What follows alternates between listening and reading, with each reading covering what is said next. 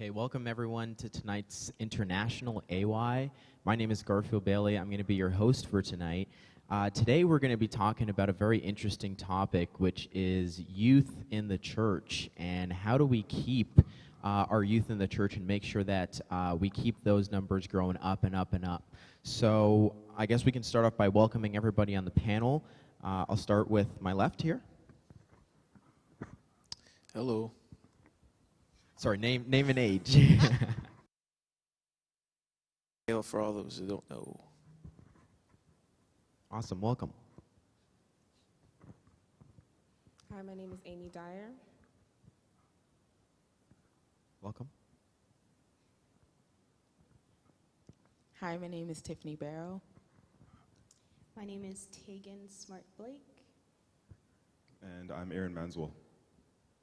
Awesome. Thank you guys so much for joining tonight. I look forward to our discussion. So our first question, just to jump right in, what is the main thing that kept you guys in church? I mean, I guess I'll kind of start off answering for myself. One really big thing that kept me in church was just all of the activities that I had going on throughout my childhood and experience in the church, specifically ministries like Bible Bowl, because every single Sabbath we'd come to church and it's this camaraderie of studying the Bible and going to a competition to show basically what we've learned. That was something that really kept me grounded in my faith. And what was something that kept you guys in the church? I guess I'll go. So partly it's the same as you. So being involved in a lot of activities, which is a good and bad thing, and I think we should touch base on that later on in this conversation, because I think sometimes it gets exhausted, and that's why there's a lacking now. And partly my relationship with Christ, obviously, because I realized doing so many things in church, people have so many comments, lots and lots of comments, and not all of them are positive. And because not all of them are positive, you have to remember that you're not doing this for so-and-so. You're not doing it for your favorite uncle or your favorite auntie. You're doing it for God. And so that has to be one of the main reasons why we do anything in church or why we do ministry, period. Awesome, I love that. Just before anybody else goes, I did want to welcome Julian Grant all the way from Ottawa. Julian, if you have anything to add, and you can definitely introduce yourself. Yeah, can you guys hear me? Yes. Okay, hold on a sec. Yeah, hear my sound. I'll fix my sound later, but name's Julian, originally from Ottawa. So one of the main things that kept me in church is having a good circle of friends who are all involved in what the church is doing, and that's basically what can keep you through anything. So that's just one thing. Yeah, I love that. The social aspect of having other people to, bounce ideas off of and just, seeing familiar faces every week. I didn't know it was you, Julian, and good to see you. I thought it was a completely different Julian that I didn't know, so this is awesome. This will be a great discussion. Does anybody else want to share, what kept you guys in church?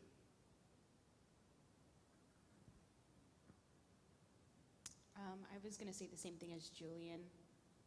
I think growing up, I realized that my closest friends and most loyal friends, the people that I had that had like minds to me, were the friends that I found in church. So I realized that those friendships lasted the longest. They were the most genuine friendships that I had, and it brought me to the church more often because, we didn't go to the same school or we didn't live in the same neighborhoods. So I looked forward to coming to church, and that fostered my love for people and then brought me to the place of like service to want to be involved in church. Yeah, I think like the general feeling here is just the fact that all of us kind of felt like we had some sort of purpose or some sort of meaning, and we were appreciated here. So wherever you're appreciated and wherever you're gonna feel like if I'm not there, then they're gonna miss me. Then you're gonna come back over and over and over again. So. I have a question to that though. What happens if they don't miss you?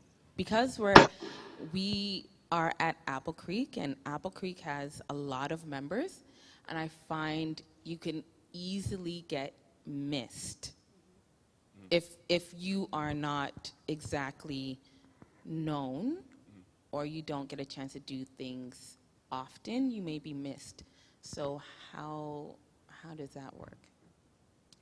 I think it's just a matter of just finding out what your strength is, or finding out what separates you from, or just whatever you're good at, right? And choosing to be involved. Yeah, and choosing to be involved. And once you find out, every member has a different aspect of the service that I think can be applicable and whatnot. And so once we find out what that thing is, and just put it to use. I mean, don't kill them over it, right? Don't overdo it. Don't milk it. Don't milk it. Don't milk it. That's what I said. Do not milk the saints. Exactly. But once you find out what that thing is, put it to use, and that's a start, right? Yeah, I really like that. Actually, kind of a follow-up question to that is, how are you guys finding it now where, everything's virtual, it's online, you can't really interact with your friends the way you used to before? I mean, maybe you see them on a Zoom call for Sabbath school or so, but it's not really the same when, you come into church and everybody's there and you're high-fiving and shaking people's hands and, telling people about your adventures of the week. How are you guys finding that now, interacting in that social aspect versus before everything happened with COVID? I think it's hard, to be honest with you. I think many times we, prior to COVID, there was a self-accountability because everyone was at the physical space, right? And being at home sometimes, let's be honest, sometimes you want to get out of bed and just turn on the laptop and not have to get ready and that, and sometimes that's a little bit of a space of complacency sometimes. So I think you have to, in some ways, challenge yourself more to be part of the conversation in what you do, and encourage others to do the same. So that's my thoughts on that. Awesome. Yeah, I definitely feel the same way. Not getting to see everybody that I grew up with and went to church with for such a long period of time. It has been a little bit of a struggle for me as well. And I guess just to move on to another question here. I know for our church, when I think about the age demographic of our church, I think it's a lot more on the older side. I don't really think we have a dominant youth population of our church.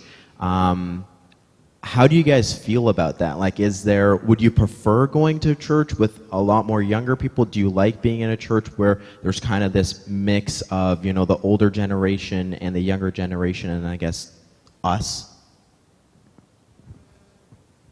Yeah, I don't enjoy it very much, to be honest. I think I'm used to it, but I wouldn't say that it's something that I enjoy and I look forward to. When I went away to school, I realized how important it was to be in a group of people your age who relate to you, who tailor services and programs for your everyday life.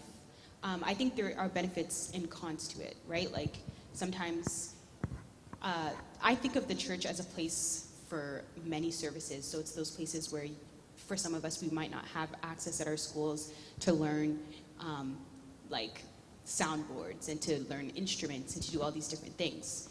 But so I feel like the church, when there's a lot of mature people, there's a lot of leadership, there's a lot of guidance, there's a lot of, role models.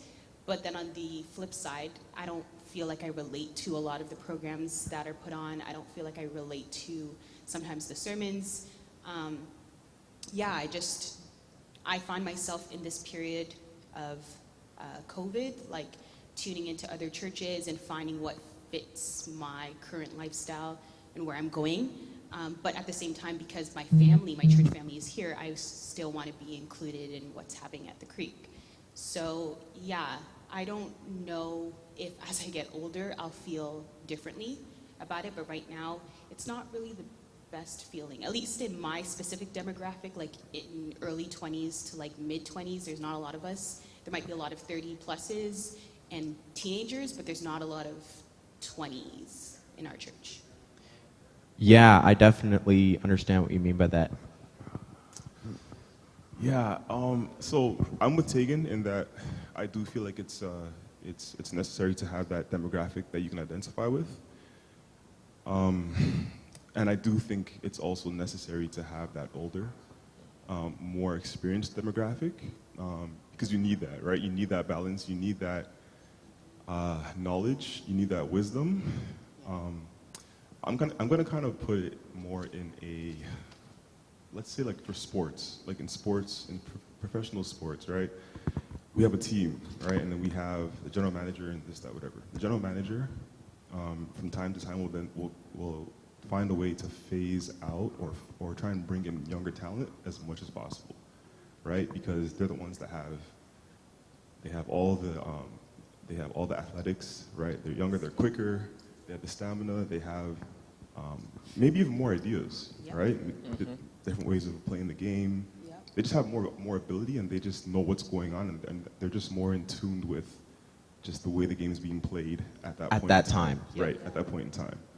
And so the veterans will stay on the team, but they won't play as much, right? They'll say, hey, young blood, why don't you go ahead and just, shoot this jumper, but don't take this jumper, Right. But they're not actually in the game playing all the time. Yeah, but they're guiding.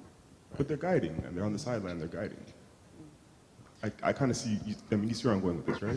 Yeah, definitely. Yeah, I totally get where you're coming from. I mean, I can definitely relate to that, and to say that we have to be proactive versus reactive in building the church, because as time moves on, people in the church that may have held positions for 20, 30 years, they've got to give that knowledge when they still can.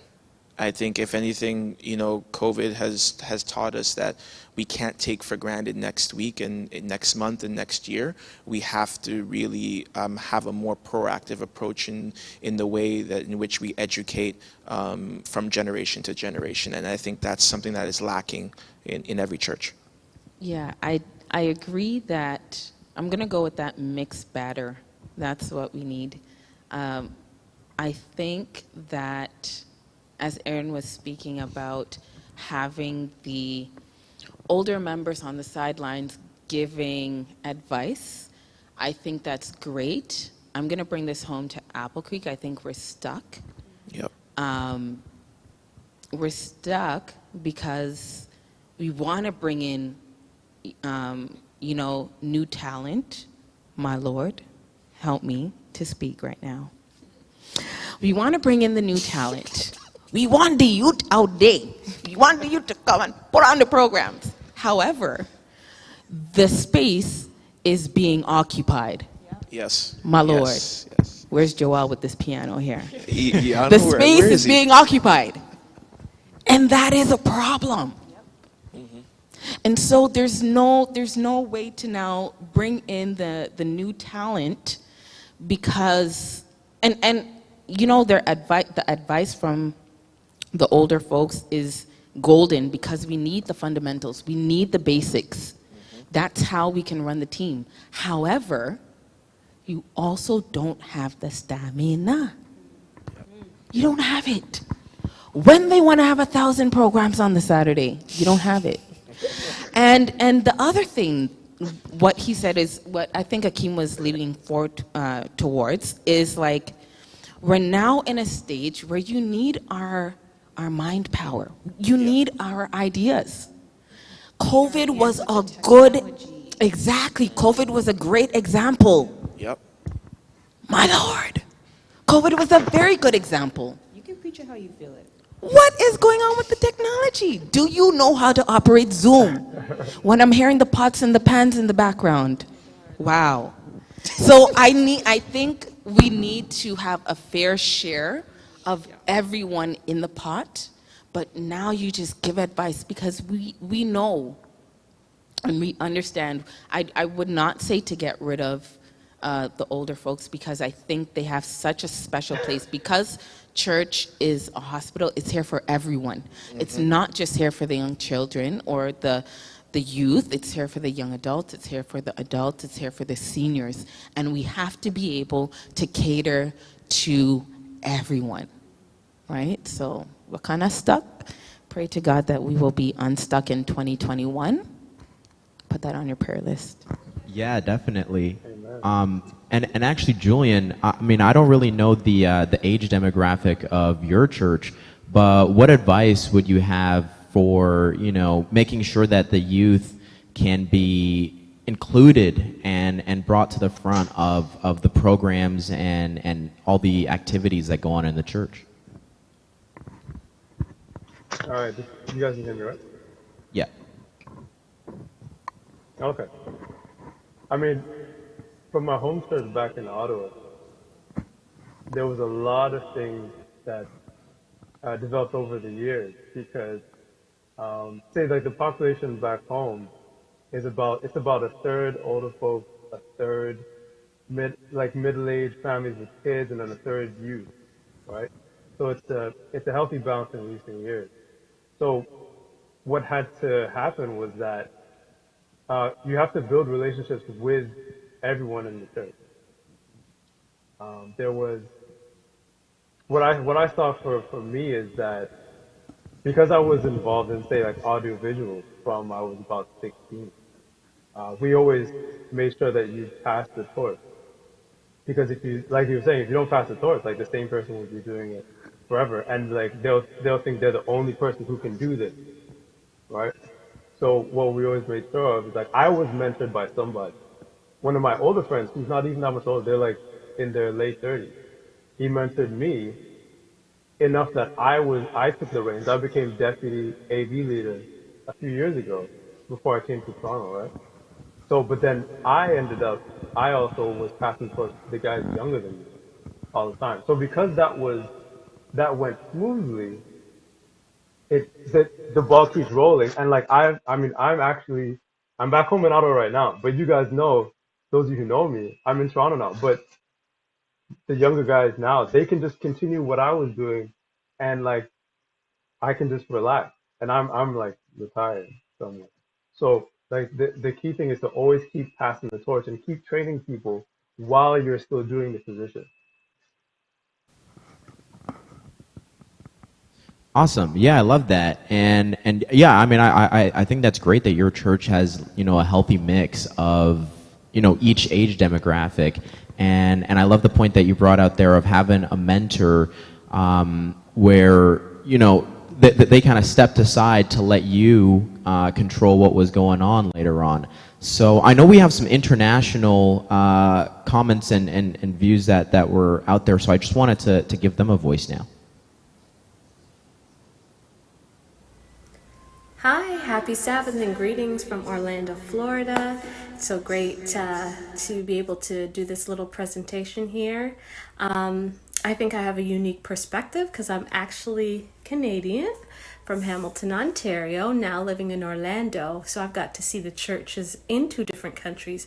I would say the reason I stayed in the church was definitely because of the opportunity that I was given at a young age for leadership. I had lots of positions and people to take me under their wing, and that definitely made me feel confident. It made me feel that I had a place where I belonged, and I think that's very important to helping the youth stay in the church, having a place where they belong and having a lot of programs and activities for socialization. And the age group that I see mostly at a church is probably 50s and 60s. You know, that's the predominant age group.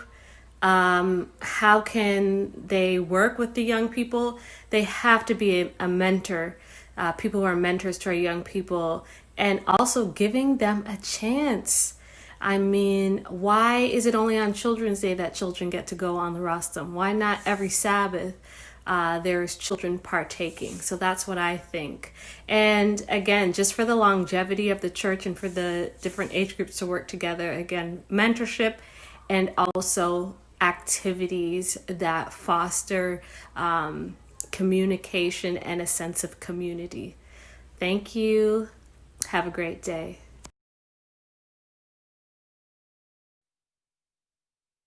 Yeah, so I mean, again, you can even see there again that whole point of mentorship and just how important that is for sometimes, you know, the older generation to still be there, but in order to guide the youth. And I think that's something that can help our youth stay in church because they'll have a purpose for here.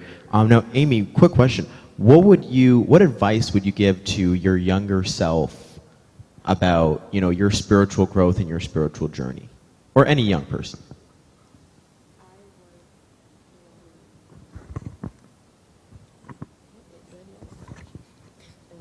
Hello?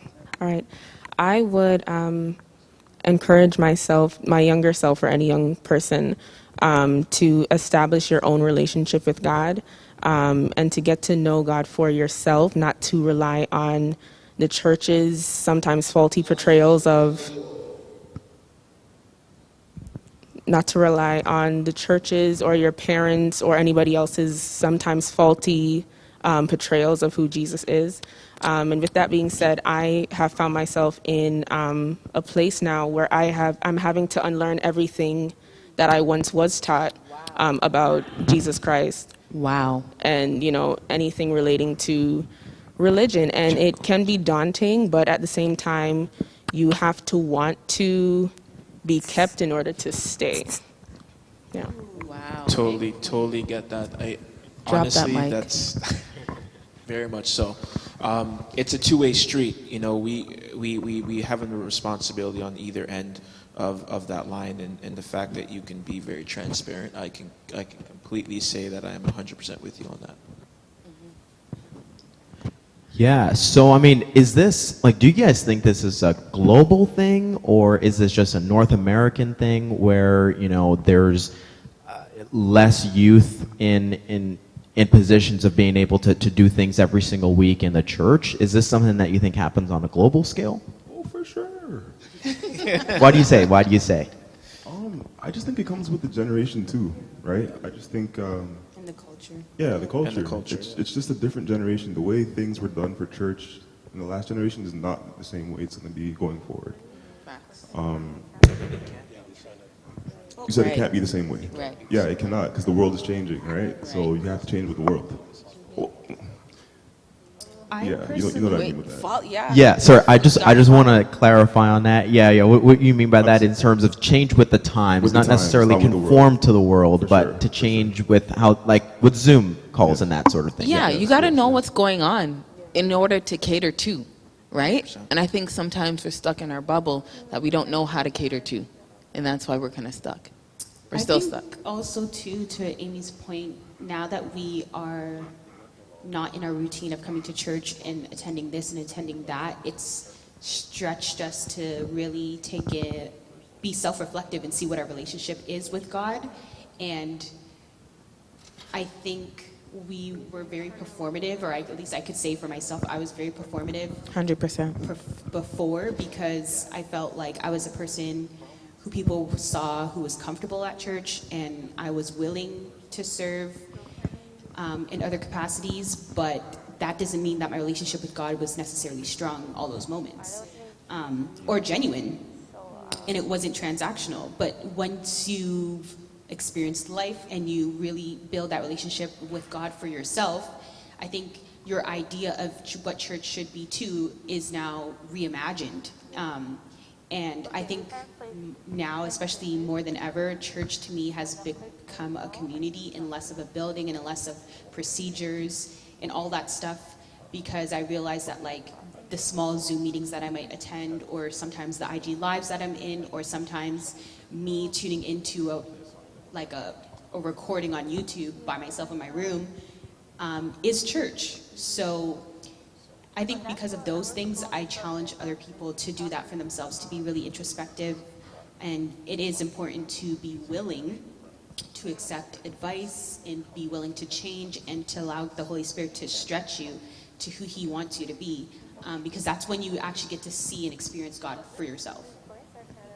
Yeah, I love that about spiritual growth and seeking your potential in Christ. I think that's really interesting, and I do want to touch on that, but just after this. No, it's good. It's just we did get a comment from somebody basically asking, well, what happens when you have young people who are given an opportunity to be in a leadership position?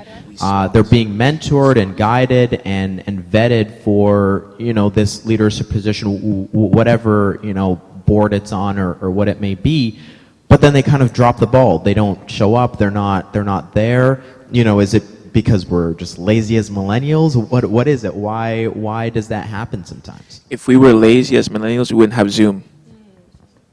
And what do you mean by that?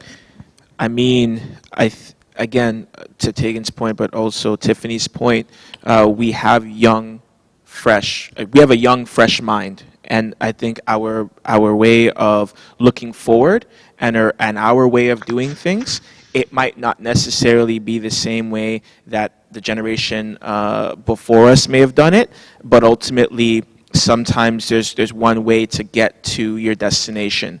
And we have to be in that mindset of looking forward, because when we do come out of this pandemic, which we will, and when we do, we cannot have the same behaviors that in which we came into this pandemic. I agree.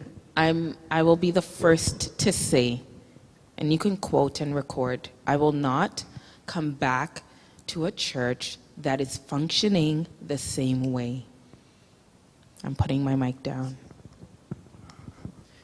Yeah, so yeah, definitely, because I mean, there's no way that our church can spread the gospel to all the ends of the world if we don't move forward. Like what Jesus was doing in his time, I truly do believe that Jesus would not go sit on a mountaintop and just preach. But yeah, maybe he would every now and then, but I truly do believe that he would be using things like Zoom and YouTube and Instagram and all of these ways that can reach millions, even billions of people. So Julian, I mean, from your perspective, how do you find, like, I know you were mentored by somebody and you definitely didn't drop the ball, but have you seen other people, be given a position of leadership and be able to step up but not really fulfill that?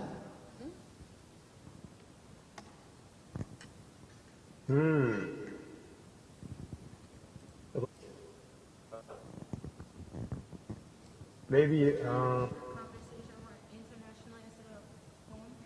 not that many times.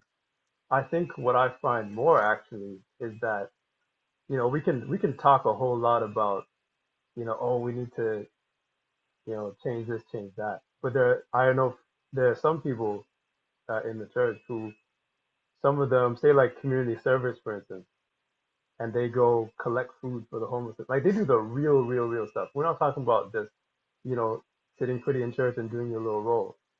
We're talking the real stuff out in the streets, right? Sometimes those same people at my home church, for instance, in Ottawa, usually some of the same people are there for years, because they're some of the few people who are willing to actually put put their feet on the road and do this stuff. So sometimes, like, we talk a lot about change this, change that, but like, there's some of these things require real commitment that some of us aren't ready for. We just talk about it. So I haven't really seen many not live up to what they were assigned to do. I would say maybe myself, there was a time when I was youth leader way back, maybe about 8 years ago, and I accepted the role because I guess I thought I had the credentials. Been in Pathfinders, been AV leader, all that. I've done like a lot of stuff. The elder at the time is my dad. My mom's in it. Like, I have. I thought I just people wanted me to be in the role, right? I feel like I actually could have made way for someone who was better than me, someone who was maybe more, um, even better, even a better organizer, a better delegator, and so on.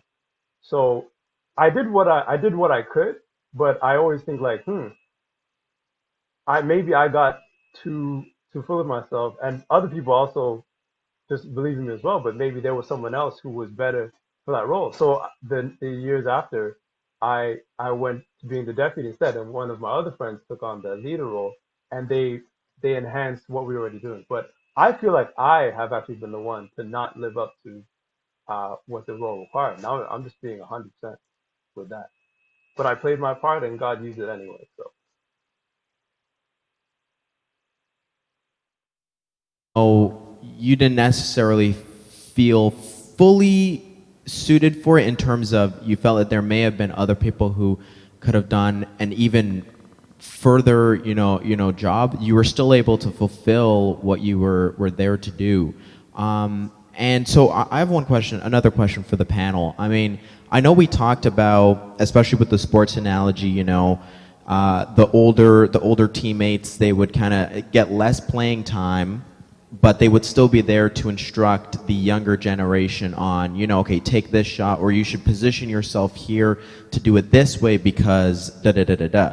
Now, what does that look like in the church? How do we make sure that, like, how does the older generation step aside without basically leaving the church? Because that would be terrible too if we just had a bunch of young people and there was no older generation to give us guidance. How does that happen? I think you've got to position the next generation in positions that actually have power. So, prime example, if there is someone that wants to lead in their specific department, they need to be a part of board meetings where there's decisions and there's votes. And we have to ensure that in that process there is democracy, because in my opinion, and from what I've seen and what I've heard, democracy isn't being necessarily always being projected, and not just at my home church, but that is multiple churches around the GTA, and I'm sure across the world as well. And when we can all move away from that, that is when real change can begin. Yeah. Anybody else? Sure. What was the question? One more time. Yeah. So the question was just, what are some examples, for example, putting youth into board meetings where decisions can actually be made and so on? What are some other examples of, the older generation kind of stepping aside and being in that position of guidance, still being there, but allowing the young people to step up and actually lead in the church? And to that point, I just want to make one other thing very clear. When you put a young person in that position, that doesn't necessarily mean they don't want you there. You can still, again, we talked about the last point about mentorship. Okay, I think we've all in this entire room have benefited from mentorship. I know here at this church, I have mentors from many different walks of life who have been able to help me, and they have also allowed me to say, look, this is my opinion on it, but I'm also going to give you an olive branch here and give you a true, authentic level of trust. Yeah, right. And when you have that, that is when it can introduce accountability to the table. Right. Right. Yeah, there's power in mentorship, right? There's power. You still have power being a mentor, right? Absolutely. Like you're still under contract. You're still a part of the team, right? Your role is just different now, Yeah. right? So that's it. Yeah. And yeah, I would also say that one good example is like, I was reading in the comments, somebody said something about AY is our spot, but it's like an afterthought. It's after the sun is set, and it's not really well attended compared to, it's not really as well attended as like the main service. So we're not really spotlighted in the same way. And yeah, I think there are so many people in a church that not everybody's going to be pleased. You can't please everybody. Right. But also there needs to be space for everyone. So if I voice my opinion and say that this is not serving me, or I'm not getting this out of the worship or this out of the sermon or this out of the children's story, like that should be heard and respected, and not just heard and not heard and pushed down, but brought to the table to see what can be done. I feel like sometimes in our AY panels, sometimes in our discussions in the boardroom, sometimes in our lunchroom tables, we keep having the same discussions every year and the results don't change. And I'm only speaking from my perspective. I feel like everybody on this panel has a right to the things that we're saying because we are also here on the panel. We are people who are constantly asked to serve and constantly say yes for years. And no one's saying that that's a bad thing, but we are willing to do the work, so give us the chance to do the work. Not the chance to do the work you want us to do. This is work that we think, that we believe from our research, from our lived experiences, from our friends, from the community that we navigate and network and live in outside of these four walls. We know what youth, secular youth, want to learn. And the biggest thing that I feel secular youth, if you want to call them that, need is love. They need acceptance. They need community. The reasons that we all stated at the beginning of this panel why we stayed here was relationship and opportunity and love, right? So we can't really extend that to our communities outside of this church when we know that we can't even get the respect and the opportunities, and we were raised here. You know what I mean? So I'm not like chastising anyone. I'm just saying, if we're going to be on a panel, let's be real. Let's be honest. Right. And so, sorry, Hakeem. And so, in honesty, then, when people do step aside and they do give us the chance, then let us not play the fool. Let us also be diligent and utilize what we have learned. Because the fact is, when people move aside to give you an opportunity, you take the opportunity, you let it fall. What you're doing is giving them power to see, yes, see, that's why. That is why, right? And I don't want to give them the opportunity to say that is why. So we have to give our best to the master, and we have to work intelligently, right? Actually sit and listen when they're speaking. Not always an attitude of, yo, I got this. Because really, I'm not sure if you do. So just to be sure, let's listen, probably test it out, listen, and then, execute. And I think with strong encouragement from the sidelines and a strong backing, for sure we can do it. 100%. And I think when you talk about work, and as Tegan mentioned as well, sometimes the conversation is being comfortable. We have to get used to being comfortable with being uncomfortable. Wow. Is this a sermon? Because if we don't get ourselves in that mentality, we're not going to be able to all be in that vehicle for change. Right. This is what we are all here for tonight, is to have these uncomfortable conversations. And for those that may be abroad or here at home, if you're feeling uncomfortable, that might be a very good thing. It might be a very good thing. Yeah. And every aspect of what we've learned in the Bible, every example, please, we have to look at those characters and know that no matter if you were John or Peter or Paul, there was levels of uncomfortability, but that led them to greater heights. And we all want a new elevation for our churches. Yeah, and I love what both you and Tegan had said, and I love how you put it with the all being in the same vehicle, because really and truthfully, like we can't have a church of just young people. It wouldn't work. And actually, I just recently found out that the person, do you guys know how old the person who created Zoom was? It's probably like 23. He was 49.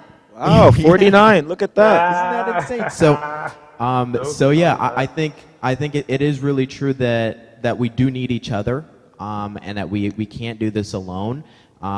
With that being said, I think that general consensus is that people around our age understand technology a little bit more. With that being said, though, I think we need both the older generation and the younger generation to come up with ideas and to be able to move things forward in a really great way. So I think we did have somebody from NCU on, and I just want to give them their voice now as well. My name is Kadisha Sims, and I am from Jamaica. I currently attend the Seventh-day Adventist Church at Northern Caribbean University. I've been a part of the Adventist Church for over 8 years, and what has kept me in church is being active. I've been a part of Sabbath School, Children's Ministry, the Pathfinder and Adventurers Club, as well as the Girls of Eloquence, Morals and Standards, GEMS Club. Being a part of the outreach programs, planning and participating in various church activities has not only motivated me to stay in church, but it has also helped me to grow spiritually. Now, seeing that it's a university church, you would think only young people are participating in these activities. However, that's not the case. We have older members getting involved as well. Take the GEMS Club, for example. We merged with the Women's Ministries Department. So at one point, we had our youngest member being 12 years old and the oldest in their 70s. Now, this type of interaction is encouraged and it is beneficial because we, the youths, the older folks get an idea of what the youths are going through, and we, the youths, get their mentorship. Now, as we move forward as a church, what I think we could do is get youths involved in all the ministries and all the committees of the church so we can voice our opinions under the guidance of the more experienced members in the church. So I encourage youths everywhere to get active in your church because it will help you spiritually, physically, socially, and surprisingly, financially. I love the financially part. Okay, so Of course. Of course. 10x. So yeah, so how do we move forward from here? So I know we've had some really great ideas of, incorporating the wisdom and the knowledge of the older generation, the fact that they've already been through all of this. Like they probably got shut out when they were our age, and now they're able to be in a position where they can finally make things better and be in a position of change.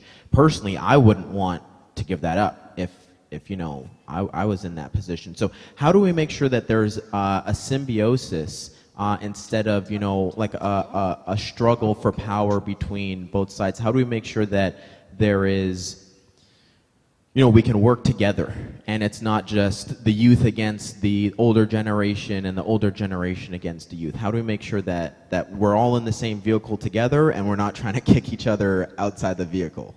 Transition to power is difficult. We see that in a house that just happens to be white somewhere south of the border. We have to do a few things. Number one, we have to start now. I'm not talking about after the pandemic. Yeah. I'm talking about within the next several weeks here. Yeah. We need to start reorganizing. For instance, I think one of the key things that we have to do right now is, number one, board members, pastors, associate pastors, they come together, and we get a collection of youth that are willing and are wanting those positions of power. Okay, then we need to then work on a way in which a plan for transition. And we got to start that right now. We're not going to start that in January 2021. We got to start that right now. We don't know how much more time we have left on this earth. And as soon as we can get away from our old habits and transition into a democratic process, we can then move forward. So again, putting people in positions of power, that starts now. Secondly, we have to create mentorship, right? And thirdly, proper mentorship that is backed up with trust. What does that look like? What does that look like? Make it plain, honey. That looks like Akeem, You are now the head of this department. I have full confidence in you. I'm going to utilize all of my current existing knowledge on the role I may have held for 20 years. I'm going to show you what it's like, okay? But ultimately, I am behind you in the decision that you're about to make. Because when I start doing that, I'm going to allow for God's people to grow. Yeah, agreed. Can I add something?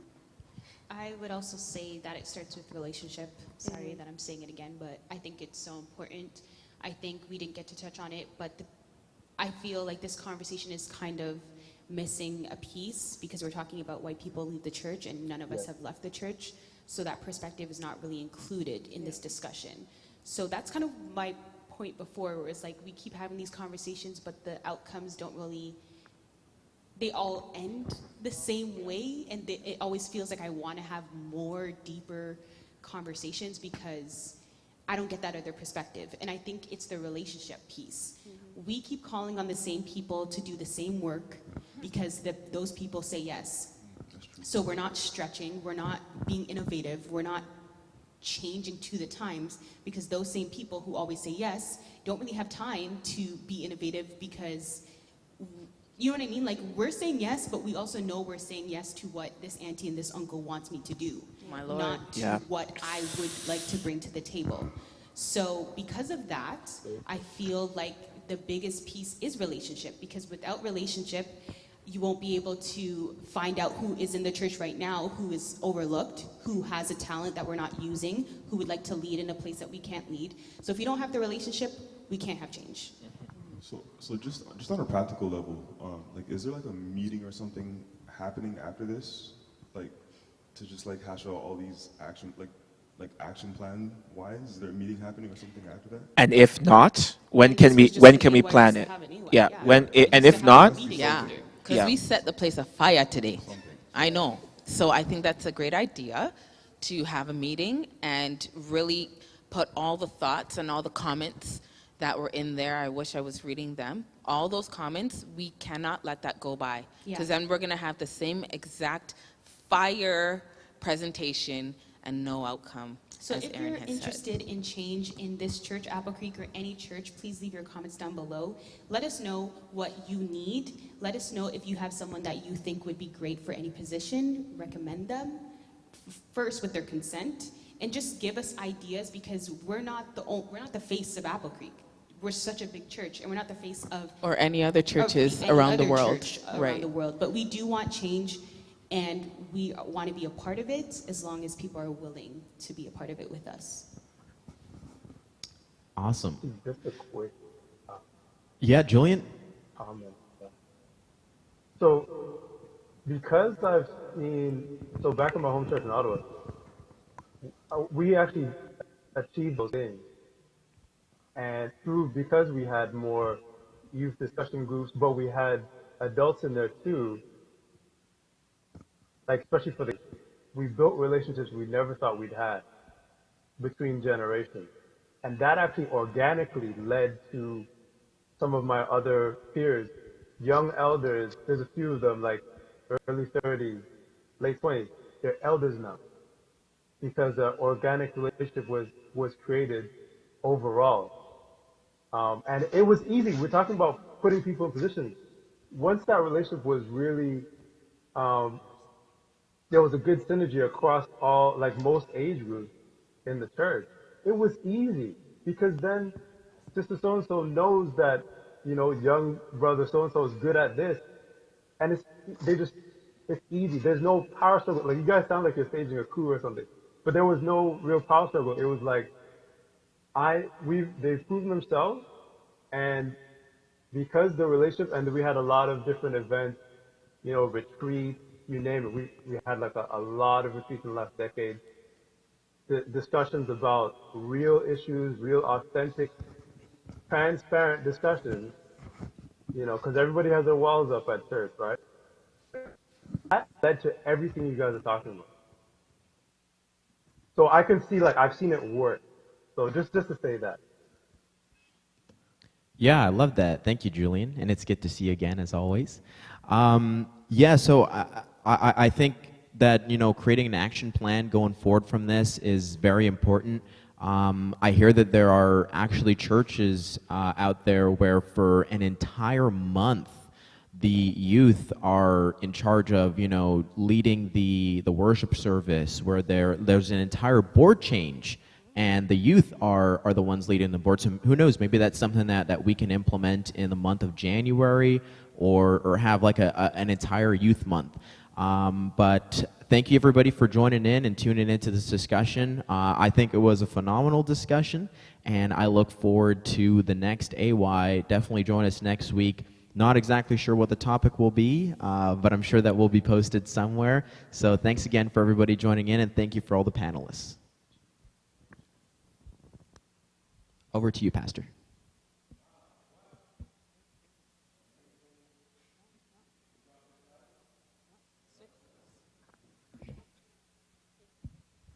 Of all of our members, including youth, our children, and adults, then how are we going to do the work that God has set before us?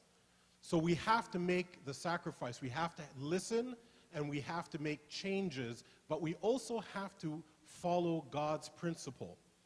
And Jesus basically mingled with people, understood their needs, then bade them to follow him. That's what we have to do inside of the church as well as reaching out. This is the first of this kind of discussion. We're going to have another one of this where it's more international in nature. We're going to have different countries actually participating on the panel. That's going to be for in the new year.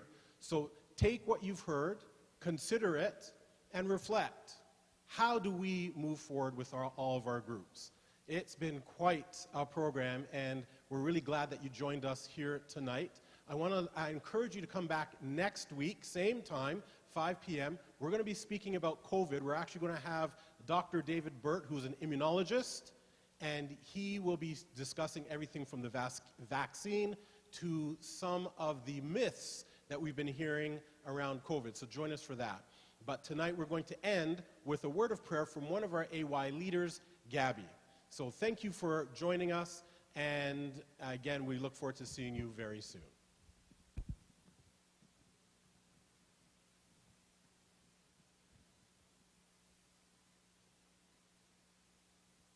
Let us pray. Dear Lord, thank you for a wonderful time where we can talk and have an open discussion about how we feel and be able to create an opportunity where we can all sit together in peace. I pray, Lord, that you please will be with us. Thank you, Lord, for the panels that came out today.